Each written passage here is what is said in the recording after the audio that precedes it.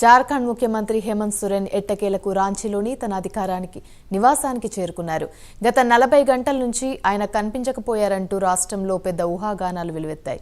దీనికి తెరదించుతూ ఆయన రాంచీలోని తన స్వగృహానికి చేరుకున్నారు. ప్రస్తుతం ఆయన జేఎంఎంకి చెందిన ఎమ్మెల్యేలతో పాటు మిత్రపక్షాలతో భేటీ అవుతున్నారు. ఇదిలా ఉండగా సోరెన్ ఆచూకీ తెలియకపోవడంతో రాష్ట్ర గవర్నర్, చీఫ్ సెక్రటరీని పిలిపించుకుని రాష్ట్రంలో శాంతి భద్రతల గురించి వాకప్ చేశారు.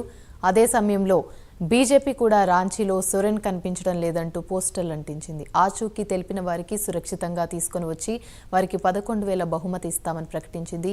బీజేపీ ఇదిలా ఉండగా సోరెన్ ఈడీకి ఓ ఈమెయిల్ పంపిస్తూ బుధవారం నాడు మధ్యాహ్నం 1 గంటకు తన ఇంటికి వచ్చి స్టేట్మెంట్ రికార్డ్ చేసుకోవచ్చునని కోరారు.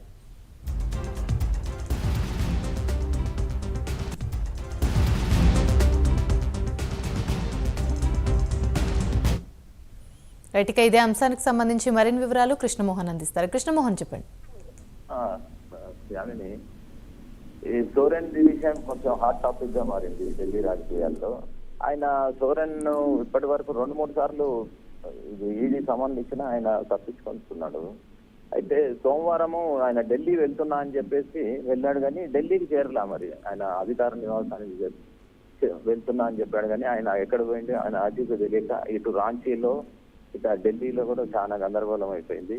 ఈ మధ్యలో నిన్న 13 గంటల సేపు వాళ్ళు ఇంటి ముందు వెయిట్ చేశారు ఈడీ అధికారులు.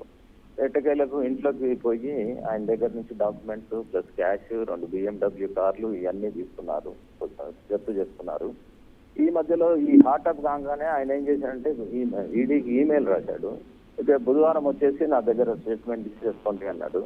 జాతీయ మీడియాలో దీని గురించి పెద్ద ఎత్తున వార్తలు వచ్చేదానికి ఆయన మరి ఈ రోజు మధ్యాహ్నం 2 గంటలకు ఇంటికి వచ్చాడు. Right, thank you.